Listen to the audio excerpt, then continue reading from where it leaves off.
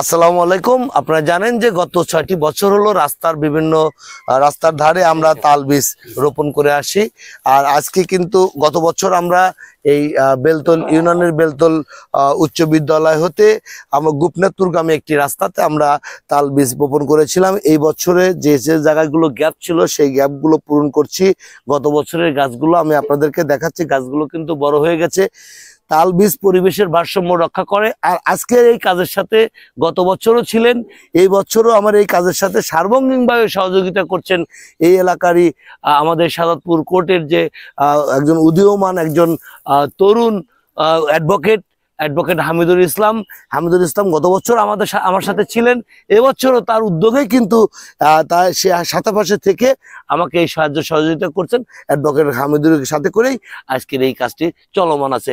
সাথে থাকবেন। পরিবেশের ভারসাম্য রক্ষার জন্য আসুন সবাই মিলে কি তাল বীজ রোপণ করি।